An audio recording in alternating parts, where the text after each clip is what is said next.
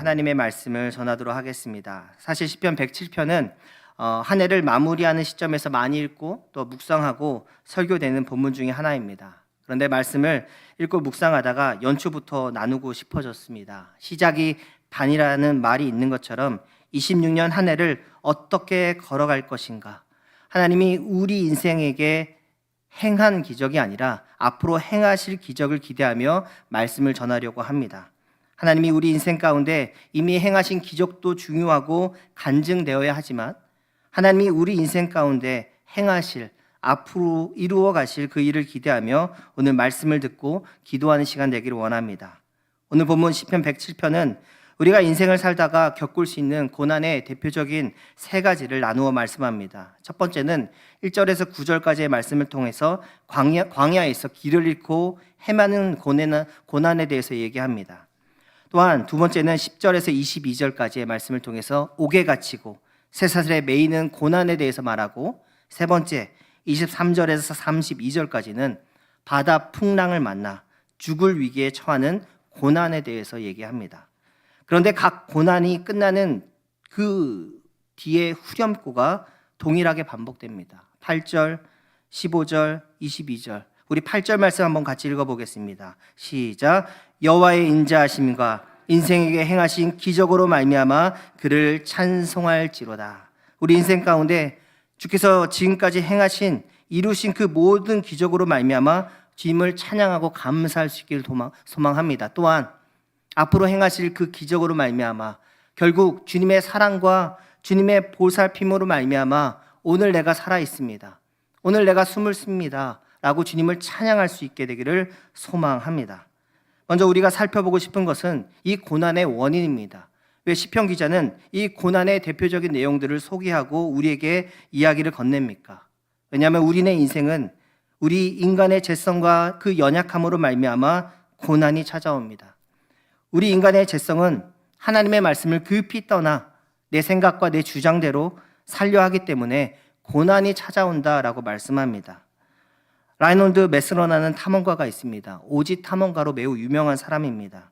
그는 인류 최초로 히말리아 8,000m급 되는 14개의 봉우리를 정복했고, 뿐만 아니라 남극 탐험을 했고, 요즘 말도 많은 그 그린란드를 횡단하기도 했던 사람입니다. 그런데 그의 나이 60세 때 새로운 모험을 합니다. 자그마치 동서로 길이 2,000km에 달하는 몽골의 고비 사막을 횡단할 것을 도전합니다. 그런데 이 도전을 완벽히 혼자서 지원팀 없이 도전합니다. 지원팀이 없다는 것은 중간에 물이나 음식을 공급해 줄 수 있는 지원팀이 없다는 것이고, 그러한 차량도 없다는 뜻입니다. 그리고 사람이 아닌, 사람도 필요 없고 지원팀도 필요 없고 동물의 지원도 없이 도전하겠다고 말했습니다. 보통 사막을 횡단할 때 낙타나 말을 이용하지만 그는 오로지 나의 두 발로만 걸어가겠다고 선언합니다. 그리고 또 하나, 문명의 단절 속에서 광야를 내가 걷겠다라고 이야기합니다. 최소한의 비상용 통신 장비 외에는 외부의 접촉을 다 끊은 채 스스로 고립시켜서 사막을 들어갑니다. 그리고 끝내 도전하였고 성공한 이후에 내 안의 사막, 고비 사막을 건너다라는 책을 냅니다. 책 내용을 보면은 이런 내용이 있습니다. 사막을 횡단한다는 건 단숨에 되지 않습니다. 사막을 횡단하려면 작은 걸음들이 수백만 번 필요합니다. 그리고 한 걸음 한 걸음 묵묵하게 걸어가야 사막을 다 건너게 됩니다. 그래서 인생의 광야를 횡단한다는 것은 나 자신을 뚫고 지나가는 길입니다. 저는 책 내용에서 인생의 광야를 횡단한다는 것은 한 걸음 한 걸음 묵묵하게 걸어가야 한다라는 대목이 마음에 와닿습니다. 이 사람은 지금 매우 거대한 사막을 홀로 횡단합니다.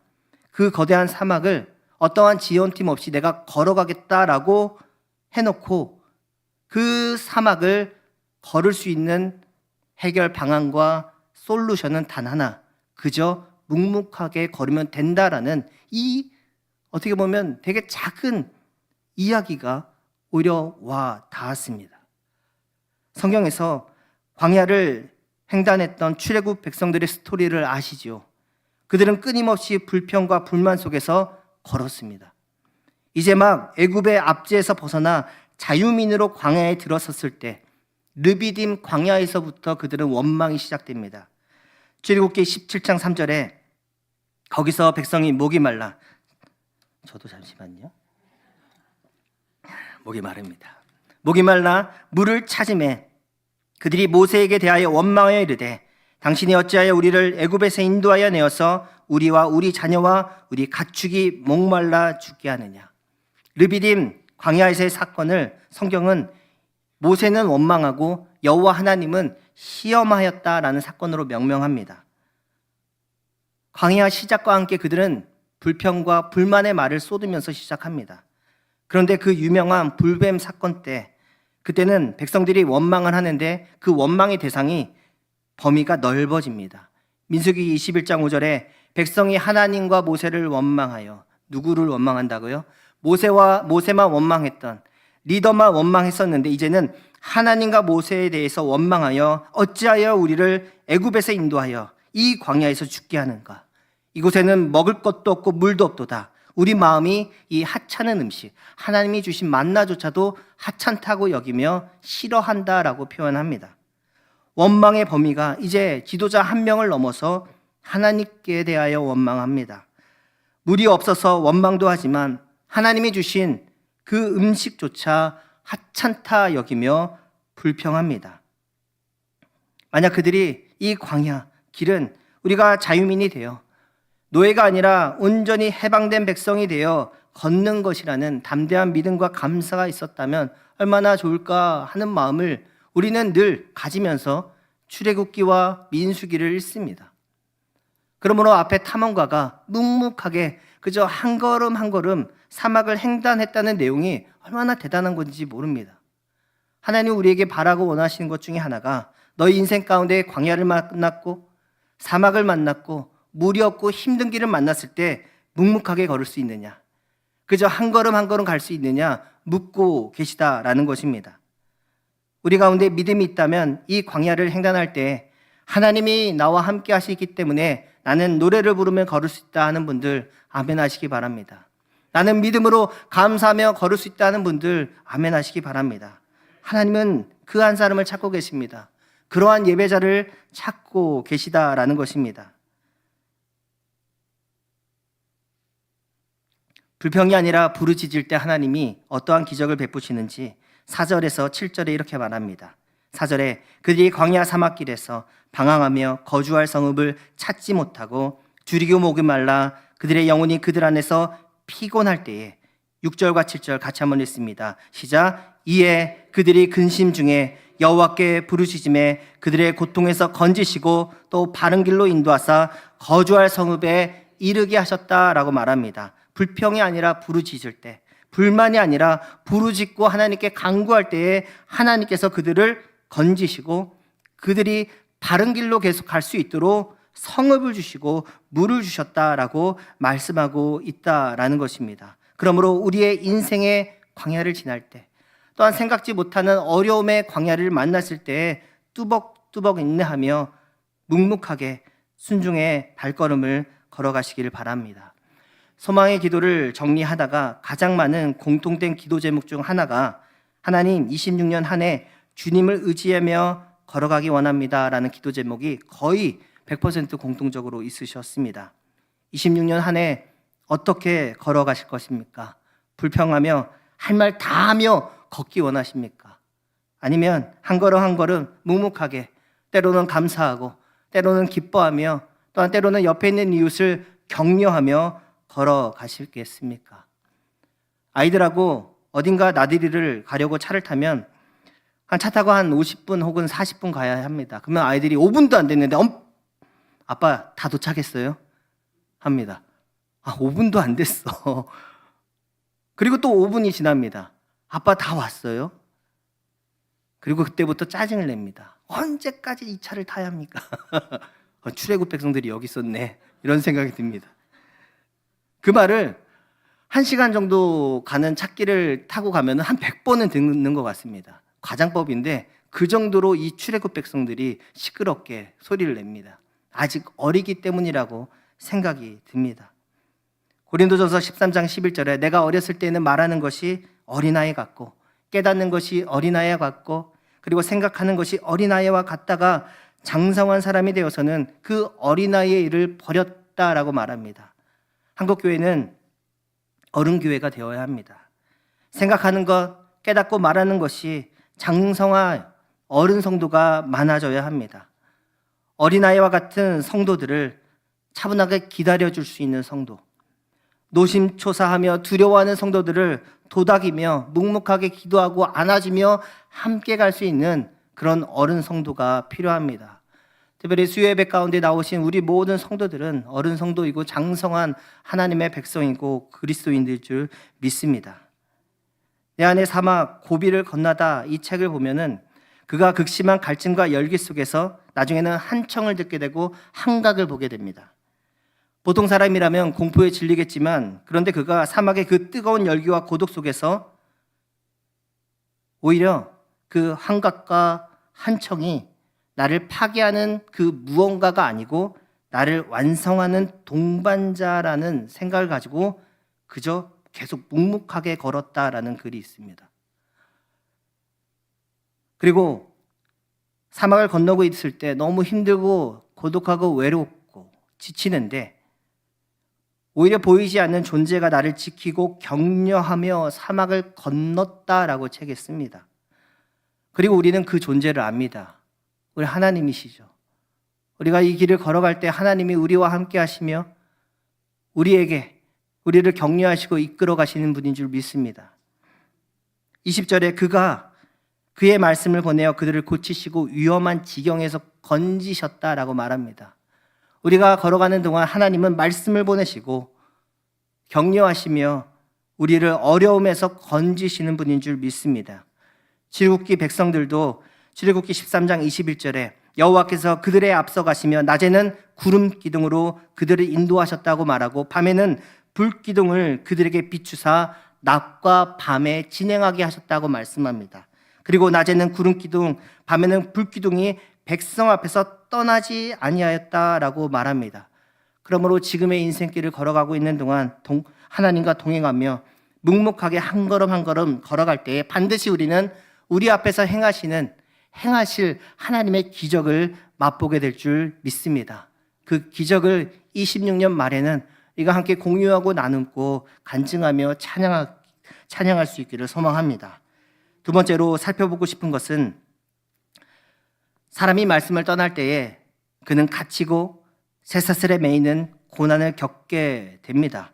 10절과 11절에 사람이 흑암과 사망의 그늘에 앉으며 공고와 쇠사슬의 매임은 하나님의 말씀을 거역하며 지존자의 뜻을 멸시하기 때문이라고 말합니다. 의도적으로 하나님의 말씀을 멸시하고 그 하나님의 높으신 뜻을 무시하는 자는 흑암과 사망 그리고 공고와 쇠사슬의 감옥과 같은 어려움을 겪게 된다라고 말씀합니다.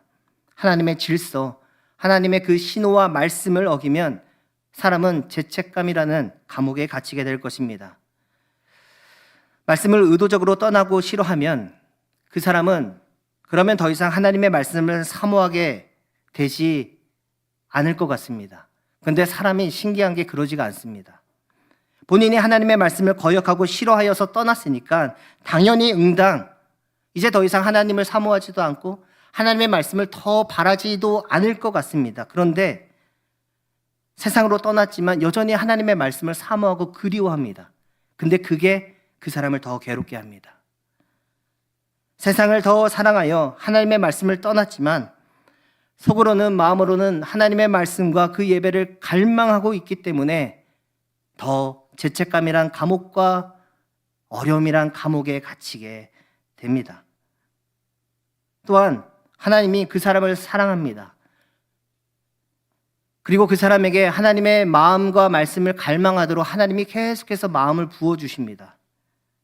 근데 그 괴리감에서 오는 고통, 하나님의 말씀과 나의 갈망이 충돌하기 때문에 오는 그 고통, 그것이 바로 감옥입니다. 이에 대해서 이사야 40장 7절과 8절은 이렇게 말합니다. 푸른 마르고 꽃은 시듬은 여호와의 기운이 그의 품이라. 이 백성은 실로 풀이로라. 푸른 마르고 꽃은 시드나 우리 하나님의 말씀은 영원히 선다라고 말씀합니다. 하나님의 말씀은 영원하시고 또 하나님의 말씀의 기운은 우리를 살리고 힘있게 합니다. 그런데 사람이 하나님의 말씀을 싫어하고 멸시하며 떠납니다. 그것에서 오는 충돌 때문에 사람은 더 시들게 되고 사람은 더 괴롭게 되는 것입니다. 어떻게 합니까? 온전한 회개와 갈망 가운데 하나님께 돌아오는 길밖에 없습니다. 그거 외에는 한 사람의 영혼과 인생을 회복시키고 새롭게 할 수 있는 길이 없다라는 것입니다. 하나님과 세상 사이에 끼어 있는 이 충돌, 나중에는 이 충돌을 잊기 위해서 세상에 더 깊이 들어가는 충동적인 행동들을 사람들은 한다는 것입니다. 그것이 술이 될 수 있고 세상에 더 깊이 들어가는 다른 악한 것들일 수도 있습니다. 그래서 세상 가운데 살아가는 사람들 가운데 고통 중에 부르짖고 있는 사람들 가운데 생각보다 그리스도인들이 많습니다. 술 먹고 있는 그 현장, 세상에서 재짓고 있는 그 현장 가운데 그리스도인들이 많습니다. 그러면서 말합니다. 나도 한때는 교회 다녔어. 고통 중에 부르짖고 있는 사람들이 굉장히 많다라는 것입니다. 그래서 끝내 하나님 앞으로 돌아오지 않고 제멋대로 세상과 짝하여 살면 나중에는 희미한 말씀만이 그 사람의 영혼 가운데 흔적처럼 남습니다. 흔적만 남는 사람에게 최대한의 아픔과 목마름의 고통에 대해서 아모스 8장은 이렇게 말합니다. 주 여호와의 말씀이라. 보라, 날이 이를지라. 내가 기근을 땅에 보내리니 양식이 없어 주림이 아니고 물이 없어 가람이 아니라 여호와의 말씀을 듣지 못한 기갈이라고 말합니다. 그러므로 성도 여러분, 오늘도 우리가 예배 자리에 나올 수 있고 오늘도 우리가 찬양할 수 있고 또한 말씀을 들을 수 있는 이 갈망과 은혜를 감사하시기 바랍니다. 누군가는 세상으로 깊이 들어가서 하나님을 갈망하고 하나님을 원하여도 이제는 듣지 못하는 기갈이 그들에게 임한다라고 얘기합니다. 그들이 먹을 것이 없어서 괴롭겠습니까? 그들이 물질이 없어 괴롭겠습니까? 아닙니다. 하나님의 말씀을 듣지 못한 기갈이 그들에게 임하면 죽음보다 더한 고통이 그들에게 임한다라는 것입니다. 그러므로 말씀으로 돌아와야 합니다. 온전한 갈망, 하나님의 말씀만을 온전히 갈망하는 상태로 돌아와야 합니다. 그러면 13절과 14절에 뭐라고 말씀합니까? 같이 한번 읽습니다. 시작. 이에 그들이 그 환난 중에 여호와께 부르짖음에 그들의 고통에서 구원하시되 흑암과 사망의 그늘에서 인도하여 내시고 그들의 얽어맨 줄을 끊는다라고 말씀합니다. 그래서 결국 우리가 고백하게 될 찬양은 15절입니다. 여호와의 인자하심과 인생에게 행하신 기적으로 말미암아 그를 찬송할지라. 도저히 끊어낼 수 없었던 그 갈증, 도저히 끊어낼 수 없을 것 같은 그 얽어맨 줄을 여호와께 부르짖을 때 그 고통 가운데서 하나님께서 건져내신다라는 것입니다. 우리 모두가 그 어려움과 고통 가운데서 지금은 예배자로 주님을 찬양하는 곳에 있는 줄 믿습니다. 그러나 한 번 더 깊이 나누고 싶은 것은 이것입니다. 우리가 하나님의 말씀을 떠나지도 않았고 억울하게 감옥에 들어간 인물을 압니다. 누굽니까? 요셉입니다. 그는 하나님을 갈망하며 그 힘과 능력 안에 살고 있다가 누명으로 인하여 감옥에 갑니다. 그런데 요셉이 감옥에서 어떻게 지냈고 어떻게 살아갔다라고 말씀합니까? 창세기 39장에 이렇게 말합니다. 여호와께서 요셉과 함께 하시고 그에게 인자를 더하사 간수장에게 은혜를 받게 하시며 간수장이 옥중 제수를 다 요셉의 손에 맡김으로 그 재반 사물을 요셉이 처리했다라고 말합니다. 오늘 시편 말씀에도 12절에 그들이 엎드러져 돕는 자가 없다라고 말합니다. 감옥에 들어가면 그가 엎드러지고 돕는 자는 없게 되는 것입니다. 쇠사슬에 매이면 그를 도울 사람이 없습니다. 그런데 요셉은 그 감옥 안에서 하나님이 돕는 자를 붙여주시고 일할 수 있게 하셨다라고 말합니다. 이것이 은혜입니다. 인생이란 어려움과 감옥과 같은 그 시기에 외롭고 괴롭힘을 당하고 고독 가운데 홀로 있는 것이 아니라 첫 번째 하나님이 함께 하시고 그리고 하나님이 일할 자를 붙여주시는 은혜를 주신다고 말합니다. 그래서 창세기에 보면 여호와께서 요셉과 함께 하심이라 지금 감옥 안에 있는데 하나님이 요셉과 함께 했다라고 말하고 형통하게 했다라고 말씀합니다. 그러므로 하나님이 앞으로 우리 인생에게 행하실 기적은 억울하고 누명을 쓰고 혹 힘들고 괴로워도 여호와께서 나와 함께 하시면 나의 매일매일이 형통하며 나의 매일매일 가운데 일을 처리하며 살아갈 힘을 얻게 될 것입니다. 고린도후서 4장 8절에 우리가 사방으로 우겨쌈을 당하여도 쌓이지 아니하며 답답한 일을 당하여도 낙심하지 아니하며 박해를 받아도 버림받지 아니하며 거꾸리팀을 당하여도 망하지 아니한다라고 고백합니다. 이렇게 사도 바울이 고백할 수 있었던 이유가 뭐죠? 하나님이 나와 함께 하시기 때문에. 하나님이 나와 함께 하시기 때문에 억울한 일을 당하여도 답답한 일을 당하여도 난 망하지 않는다. 힘든 일을 당해도 우겨쌈을 당해도 괜찮다라고 고백할 수 있는 것은 하나님이 나와 함께 계시기 때문입니다. 이 믿음이 우리 가운데 충만하기를 소망합니다. 억울하게 감옥에 갇히신 분 하면 생각나는 분이 있습니다. 신영복 교수님입니다. 그는 1968년 통일당 혁명 때 무기징역을 선고받고 20년 20일을 감옥에서 수감 생활합니다. 말 그대로 억울하게 20년을 감옥에서 지냅니다. 그분이 쓰신 감옥으로부터의 사색이라는 책이 있는데 이 책의 특징은 감옥에서 쓴 엽서와 편지들을 묶은 책입니다. 이분은 한 달에 한 번만 편지를 쓸 수 있도록 허락이 됩니다. 그리고 한정된 종이에 글을 써야 합니다. 그래서 더 많은 마음을 담기 위해서 최대한 단어들과 문장들을 선택합니다. 가족들에게 보낸 편지에는 가족들을 안심시키는 말들이 가득합니다. 어머니, 장독대 위에 눈이 쌓였겠네요. 어머니, 지금쯤 집 마당에 감이 익어가겠군요. 나는 이곳에서 잘 지내고 있으니 걱정 마세요라는 묘사들이 참 많습니다. 억울하게 감옥에 있는 사람, 그러나 마음의 중심이 굳건한 그 사람은 그것이 감옥이든 사막이든 어디든지 간에 오히려 타인을 위로하고 가족들을 격려하고 안심시킨다라는 것입니다. 이사야 26장 3절에 주께서 심지가 견고한 자를 평강하고 평강하도록 지키시리니 이는 그가 주를 신뢰함이라. 하나님이 함께 하시고 주님을 굳건하게 신뢰하고 있는 사람은 오히려 가족을 안심시키고 이웃과 성도를 위로하고 격려하게 될 줄 압니다. 함께 고백합니다. 나는 하나님이 함께 하시는 사람이니 위로하자, 격려하자. 우리 성도들이 하나님이 함께 하십니다. 그리고 하나님의 은혜 가운데 심지가 굳은 사람인 줄 믿습니다. 오히려 성도들을 위로하고 격려하는 그러한 성도들 되시기 바랍니다. 여름날 감옥에서의 풍경에 대해서 이분이 이렇게 얘기합니다. 인간 혐오에 대해서 배우게 됐다고 얘기합니다. 감옥에서의 상황 아시겠지만 여러 면의 수감자들이 다닥다닥 붙어 지냅니다. 그러면 바로 옆에 있는 사람들을 징후하게 된다고 합니다. 그 뜨거운 여름날 모르는 사람도 아니고 매일 같이 지내는 동료를 단지 그 사람이 내뿜는 그 열기 36.5도의 그 열기 때문에 그 사람을 징후하게 된다라고 얘기합니다. 그리고 이것을 깨달았을 때 이것이야말로 가장 큰 형벌이구나. 이것이야말로 정말 감옥이구나 라는 것을 깨달았다라고 얘기합니다. 오늘 본문 17절과 18절에 미련한 자들은 그들의 제약의 길을 따르고 그들의 악을 범하기 때문에 고난을 받아 그들은 그들의 모든 음식물을 싫어하게 되고 사망의 문에 이르렀다라고 얘기합니다.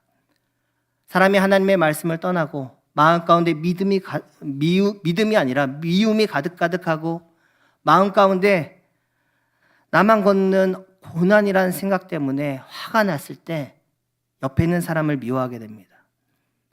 옆에 있는 사람을 혐오하게 됩니다. 그 사람이 내뿜는 36.5도의 열기 때문에 그 사람을 오히려 혐오하게 됩니다. 성도 여러분들은 바로 내 옆에 있는 성도를 그리고 함께 지내는 가족들을 진정으로 사랑하고 또한 유하십니까? 혐오하거나 싫어하거나 비난하거나 헌담하지는 않습니까? 26년 한 해 하나님이 우리에게 행하실 기적을 맛보기 위해서는 현재 겪고 있는, 그리고 혹은 누리고 있는 우리의 일상을 정말 소소하게 감사하고 감사할 수 있어야 합니다. 매일 반복되는 일상, 혹은 고통스러운 현실조차도 하나님, 결국에 하나님의 선하심과 아름다우신 가운데 이것들을 재료로 사용하셔서 나의 인생을 통해서 하나님 영광 받으실 줄 믿습니다 하며 하루하루 뚜벅뚜벅 걸어갈 수 있는 우리들이 되어야 한다라는 것입니다. 신영복 교수가 감옥에서 매일 똑같은 벽을 바라보는 그 반복되는 일상이 너무 힘들었다고 합니다. 그리고 햇빛도 하루 중에서 1시간이 채 안 들어온다고 합니다. 근데 하루 중에 깨닫는 것이 아주 잠깐 들어오는 그 햇살이 어제 비친 햇살과 다르다는 것을 깨닫습니다. 오늘 비친 한 뼘의 햇살이 어제의 햇빛과 다름을 깨닫고 감사하는 내용이 나옵니다. 오늘은 우리가 걸어서 예배당에 나왔습니다. 다른 날보다 참 춥더라고요. 근데 그 피부로 느낄 수 있는 이 추위가 우리는 감사할 수 있어야 합니다. 오늘 우리 함께 밥 먹고 함께 대화하고 무엇보다도 이렇게 함께 예배드릴 수 있는 공동체가 있음에 감사할 수 있기를 소망합니다. 저는 하루에 한 잔 커피를 내려 먹습니다. 제가 전문가는 아니어서 그런지 매일매일 내려 먹는 커피의 맛이 다릅니다. 이것을 바로 아마추어라고 하죠. 매일매일 내려 먹는데 달라요, 맛이. 근데 맛있어요. 그냥 맛있게 먹습니다. 그리고 동역자들에게도 줍니다. 그러면 동역자들이 맛있다고 합니다. 지난 교회에서는 커피를 내립니다. 근데 옆에 줄 동료가 없습니다. 혼자 있으니까. 작은 교회니까. 근데 이제는 옆에 있는 동료가 있고 커피를 나눠줄 수 있고 함께 대화할 수 있고 그 36.5도의 열기를 함께 느낄 수 있어서 참으로 감사합니다. 윤석절 목사님 참 저를 좋아하고 잘 대해줍니다. 그래서 갈구기도 합니다. 그 사랑과 당근과 책찍이 참으로 감사합니다. 그러한 것들이 있으니까 감사하다라는 것을 늘 느낍니다. 우리 성도들이 함께 신앙 공동체를 누리면서 때로는 당근을 줍니다. 근데 생각지 못한 채찍을 줄 때도 있습니다. 그것조차도 감사할 수 있고 사랑할 수 있는, 이 사람이 있어서 오늘 내가 서 있다, 걸어갈 수 있다 할 수 있는 우리 모두 성도들 되기를 소망합니다.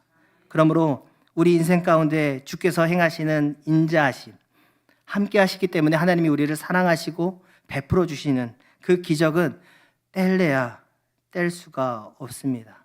사실 우리는 하나님의 그 사랑을 받을 자격이 없는 자들인데 주께서 우리를 그저 사랑하시고 독생자를 보내주셔서 오늘 하루를 살아갈 수 있는 힘을 주신 것입니다.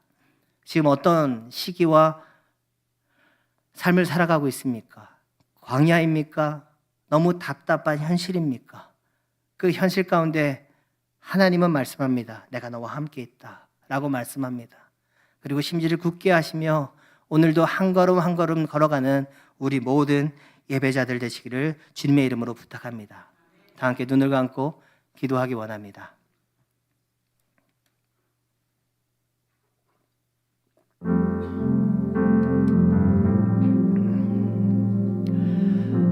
이 시간에 눈을 감고 같이 묵상하며 기도할 때 하나님, 오늘 말씀을 기억합니다. 이 광야 길을 걸어갈 때 두벅두벅 한 걸음 묵묵하게 걸어가기 원합니다. 또한 내 인생 가운데 임한 이 어려움과 고난이 너무 힘이 듭니다. 도와주십시오. 건져주십시오. 같이 묵상하며 기도하며 나아갑니다.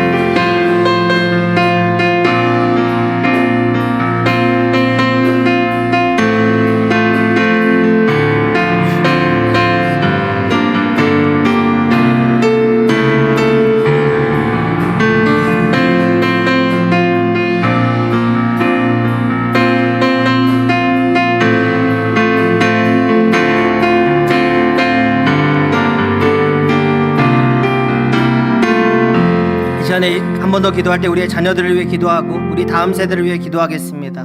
이렇게 우리 교회 루크 찬양팀이 잠시 자리를 비우니까 우리 청소년들이 와서 드럼과 베이스를 섬깁니다. 이들을 격려해 주시고 위로해 주시기 바랍니다. 부흥과 성장하는 다음 세대를 될 수 있기 위해서 기도해 주시고 우리 교회 한우들을 위해서도 함께 기도하며 나아갑니다. 하나님 아버지 감사합니다. 주님 우리 삶 가운데 함께 하시고 은혜 베풀어 주시면 감사합니다. 우리의 다음이 기대되고 내 다음 달이 기대되고 하반기가 기대되는 우리 인생 될 수 있도록 도와주시고 26년 말이 기대되고 아버지 돌아오는 아버지 10년 후가 기대되는 우리 인생 될 수 있도록 도와주시옵소서. 우리 자녀 세대를 위해 기도합니다. 우리 다음 세대를 위해 기도합니다. 그들이 부흥할 수 있게 도와주시옵시고 그들은 하나님을 만나고 하나님 안에서 살아갈 수 있도록 은혜를 베풀어 주시고 은총을 베풀어 주시면 되겠습니다. 우리 찬양팀이 잠시 자리를 비운 사이에 아버지 우리 청소년부들을 통해서 드럼과 아버지 베이스 자리가 채워지면 감사합니다. 이들을 통해서 하나님이 역사해 주시고 일하여 주시고 하나님의 능력 가운데 귀하게 쓰임받는 아들 딸들 될 수 있도록 주님 도와주시옵소서. 나 우리 교회 한우들이 있습니다. 이 한우들을 기억하여 주시고 그들의 삶을 회복하여 주시옵시고 그들의 가정들을 붙잡아 주시옵시고 하나님 함께하여 주신 아들이 소망합나이다. 아버지 도와주시옵시고 은총을 베풀어 주시옵소서. 하나님 오늘도 하나님께 감사하며 감사의 연금을 들고 온 손길들이 있습니다. 이 손길들을 받아주시옵시고 하나님 능력을 베풀어 주시옵소서.